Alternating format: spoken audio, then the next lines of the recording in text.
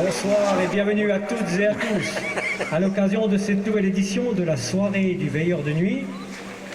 La météo nous joue un petit peu des tours, mais bon, allez, on y croit. Ce soir, notre association, le syndicat d'initiative, vous proposera de nombreuses nouveautés. Tout d'abord en musique avec l'association Aladin, Jean-Michel Roux, ici présent. Puis devant la tour à thon, avec la troupe des escrimeurs de Sarrebourg, la garde de Pont-Savary, puis sur le parvis de la Maison du Peuple, avec les musiciens du Stock Bruna.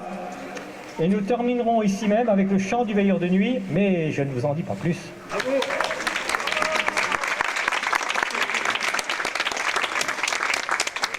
Un petit peu d'histoire. L'hôtel de ville, incendié en 1557 par le baron de Paul Villers, mercenaire allemand au service de Charles Quint, reconstruit en 1581 en grès des Vosges par Nicolas Bergier. C'est un édifice de style Renaissance, fin du XVIe siècle.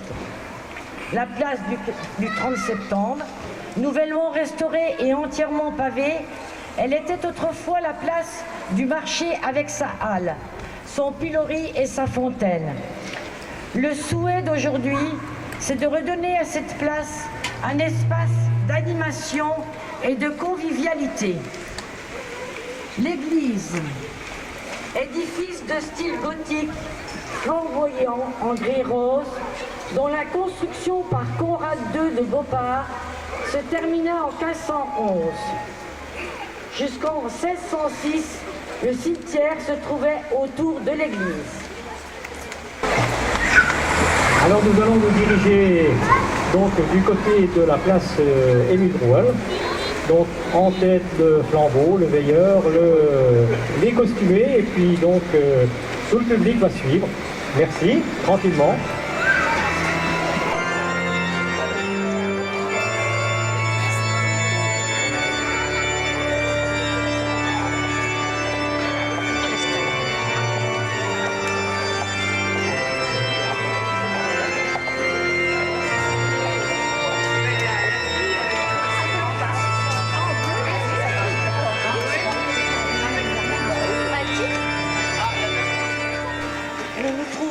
Devant la tour à thon. Jusqu'au XVIIIe siècle, Ambervillers était une ville fortifiée, avec des murailles de 10 à 12 mètres de haut, avec 24 tours et demi-tours. La tour à thon est donc l'une d'elles.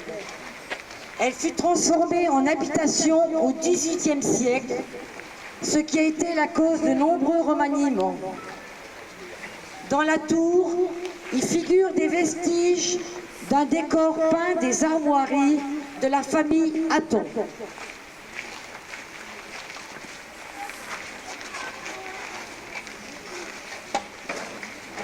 Dans un royaume ravagé par les guerres, la rumeur évoque un homme solitaire, taillé comme un chêne, invincible dans l'art de la guerre. Son nom, Cro-Blanc. Mais un autre guerrier, Dalgan, désire l'affronter pour vérifier la légende. De leur rencontre va naître une alliance inattendue. Ensemble, ils traversent les chemins obscurs jusqu'à ce qu'une embuscade terrible transforme leur destin à jamais. Bien le bonsoir, messieurs, dames. Laissez-moi me présenter, je suis Baudric le Bavant, humble conteur et ragoteur d'histoires en tout genre. Mais assez parlé de moi. Je suis venu aujourd'hui accompagné de ma très bonne troupe de compagnons afin de vous conter une histoire. Celle des lames jumelles. Est-ce que vous êtes prêts à l'entendre, cette histoire? Oui! Désolé, je n'entends rien. Est-ce que vous êtes prêts à l'entendre, cette histoire? Oui! Voilà!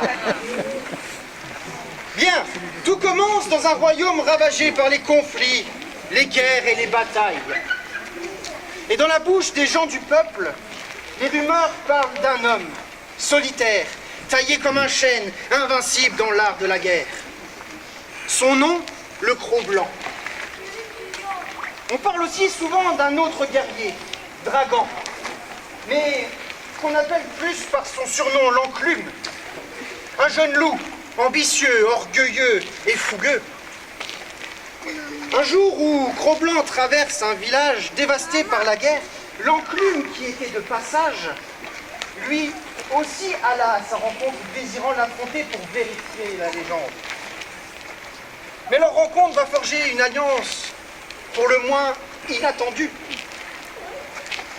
Ils traverseront des chemins obscurs ensemble, jusqu'à ce qu'une embuscade terrible change leur destin à jamais. Alors, est-ce que cette histoire fait trembler vos cœurs et vibrer vos âmes? Prêts à découvrir leur légende? Oui! Mes amis, tendez l'oreille. Dans les brumes de l'Est, au-delà du mont de Sand, marche un homme. On dit qu'aucune lame ne l'a jamais entaillé. On dit qu'il se bat comme si les dieux eux-mêmes lui soufflaient sa danse. On dit que son regard suffit à faire fuir un bataillon. Mais quand la renommée court, les orgueilleux galopent, car voici venir un autre guerrier. Alors c'est toi que l'on surnomme Cro-Blanc. On dirait plus un berger qu'une légende. Les mots sont pour les bardes, dégaine dans ton époux. Moi, Dragan dit l'Enclume, que rien ne fait plier. Je vais t'apprendre la défaite, Cro-Blanc. Prends garde.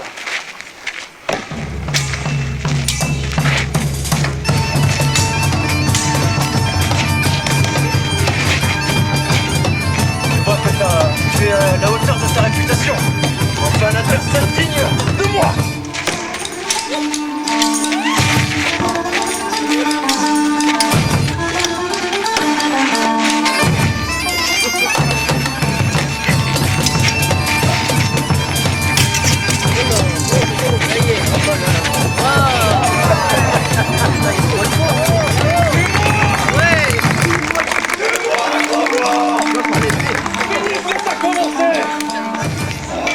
Ce serait bien dommage que tu aies un si bon guerrier. Viens, lève-toi. Bats-toi à mes côtés. Ensemble, nous avons beaucoup de lames à faire chanter. Et 2 pièces d'or à gagner. Très bien. Et j'en ai pas fini avec toi, Cro-Blanc. Tu ne fais rien pour attendre. C'est donc ainsi qu'est né le légendaire duo que les gens appelleront bientôt les lames jumelles. Le Cro-Blanc et l'Enclume ont beaucoup à apprendre l'un de l'autre. L'un est trop orgueilleux et aime un peu trop chanter sa gloire, tandis que l'autre préfère un peu trop le confort de la solitude et du silence. Mais les flammes attirent l'ombre, et sur leur route, des charognards tapis dans la boue les attendent. Halte là, vous deux! Vous avez l'air d'être des guerriers bien bâtis. Mais hélas, vous êtes sur notre territoire. Et les armes que vous portez sont à nous. Je vous les demande immédiatement. Tout ça m'a l'air d'être de la contrebande. Et si on s'occupait de vous? C'est ce qu'on va voir. Qu'on ramenait vos têtes au seigneur local. On en tirait une belle prime, hein, Cro-Blanc? Oui, ce soir nous dormons dans un lit bien douillet. Et moi je vais boire à en tomber par terre.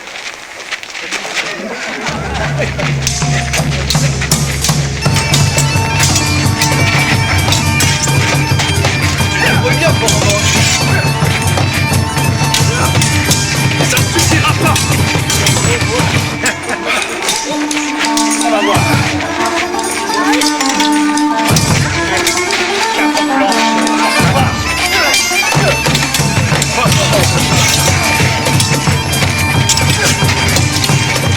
Tu n'arriveras pas à t'échapper éternellement. Une arme contre un monstre. Alors vas-y, laisse-moi.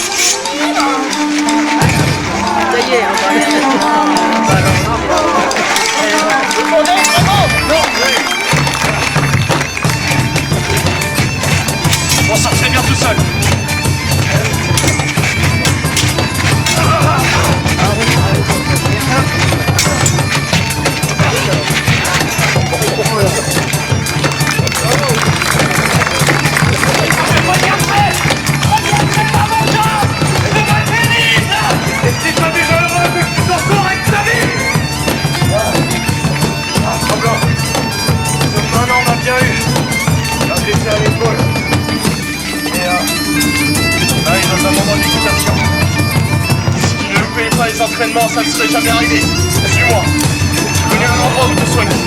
L'entraînement, c'est pour les écuyer. Un vrai combattant s'entraîne en chemin bataille. Comme vous avez pu le constater, toute bataille apporte avec elle son lot de blessures.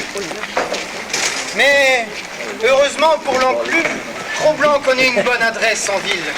Un endroit où, devrais-je dire, un refuge, où l'on peut boire et panser ses plaies. Au revoir.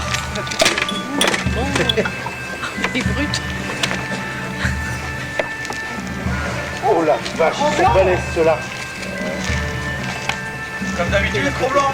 Oui, ce soir, on est là pour le raccommoder. Donnez-moi à boire.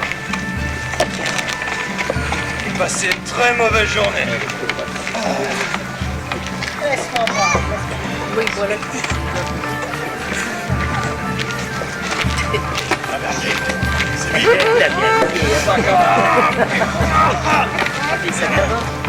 Il y a qu'à réveiller un mort.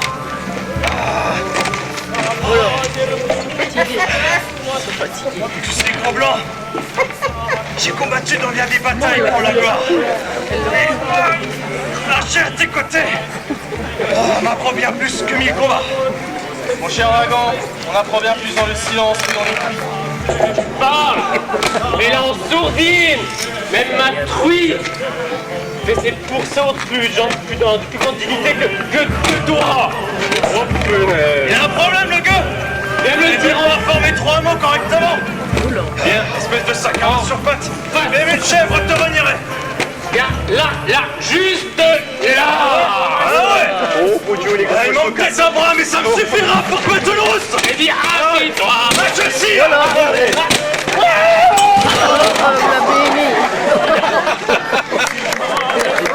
C'est bien ce qui me semblait. Ils me font habiller des tonneaux.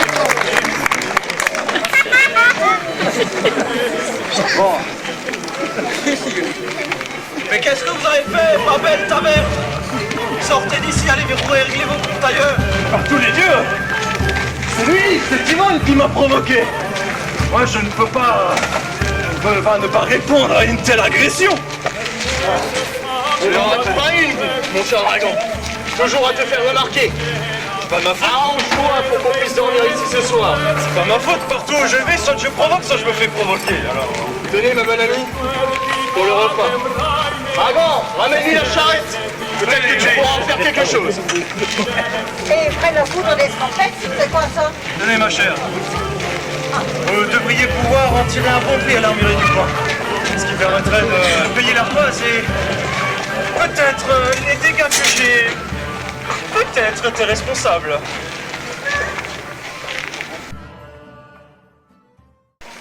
Notre embuscade a fonctionné. C'est donc vous les 2 mercenaires qui mettez votre nez dans mes affaires? Tuez-les! Venez, toi! T'es le bandit de l'autre jour qui m'a fait signer sur l'épaule! Alors on t'a rafistolé? Ouais, bien sûr, j'ai pas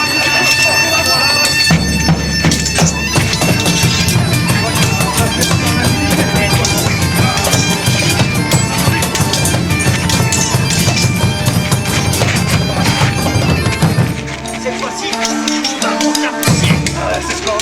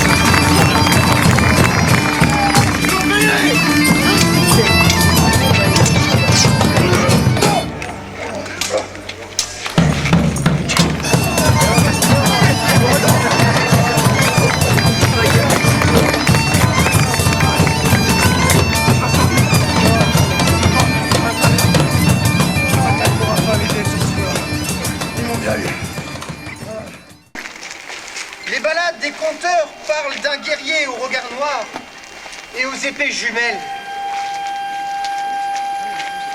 Ce guerrier qui ne parle jamais des siens. Et moi je vous le dis, ils étaient deux guerriers, deux bastions, deux lames, deux frères nés dans le fracas. Et c'est dans le silence qu'on les entend encore. Et si cette histoire vous a fait frissonner, rêver ou verser une larme, alors n'oubliez pas les noms de ceux qu'on appelait les lames jumelles. Le rideau tombe, mes amis, mais la légende ne s'éteint jamais. Applaudissez-les.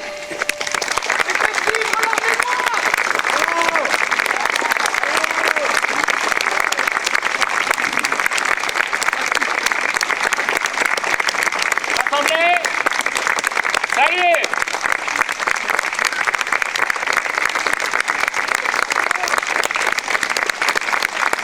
Assemblée, saluez.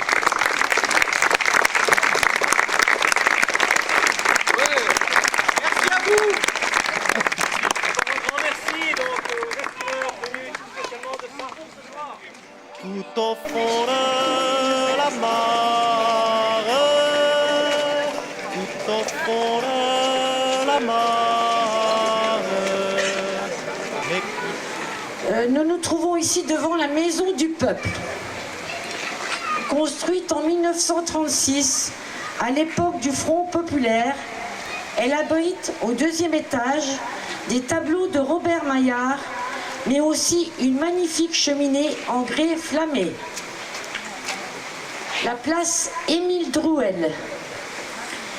Émile Drouel était un bienfaiteur de la ville, mort en 1890. Il a légué une partie de sa fortune, dont les revenus serviront à distribuer des bourses à des enfants de la localité qui se destinent à des écoles professionnelles ou industrielles. Le nom de la place a été donné en 1890. Il a été maire de la ville. Cette place a été restaurée et inaugurée le 28 juin 2013. Elisabeth et Nicolas, derrière moi, du groupe Black Kelch, se présentent en trio avec Mario, percussionniste du groupe Kitterlé. Rappelons que le Kelch d'Alsace est un tissu métis de lin et de coton, caractérisé par ses carreaux colorés. En voie de disparition, il décore encore les belles et bonnes tables alsaciennes. Le trio s'en inspire pour élaborer une musique folk furieusement contrastée et qui ne se tient pas à carreaux. Mandole, violon, mandoline, vielle à roue, nickel à pas, baudran et percussions diverses écument le meilleur du répertoire des pubs irlandais, des bars bretons et des Windstube alsaciennes.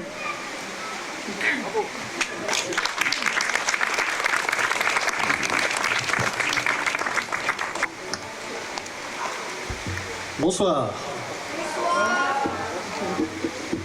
En parlant de pub irlandais, voilà quelque chose que vous, sans doute, vous connaissez si vous êtes passé un jour par un pub irlandais. C'est Molly Malone, c'est l'hymne de la ville de Dublin. Le personnage emblématique est cette jeune pêcheuse de coquillages. Et vous pouvez chanter avec nous.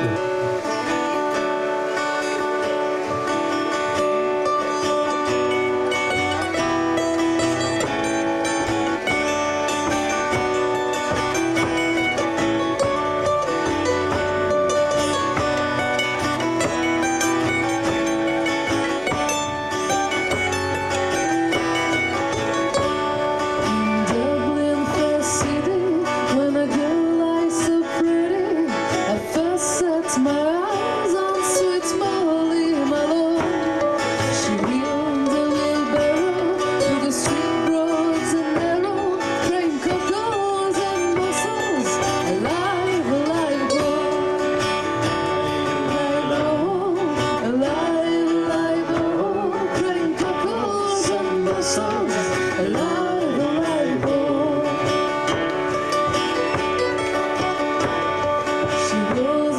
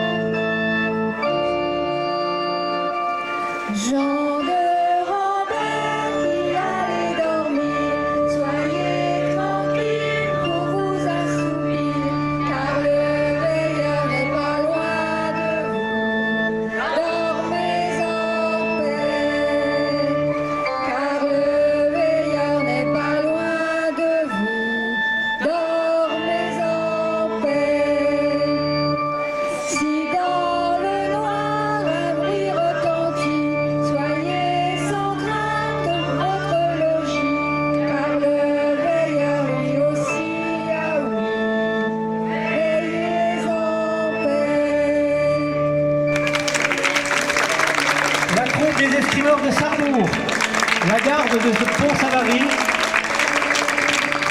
et les musiciens du Stockbrunner de Lautenbach dans le Haut-Rhin. Oui. Merci aux jeunes agriculteurs qui de nouveau ont assuré la restauration et la buvette.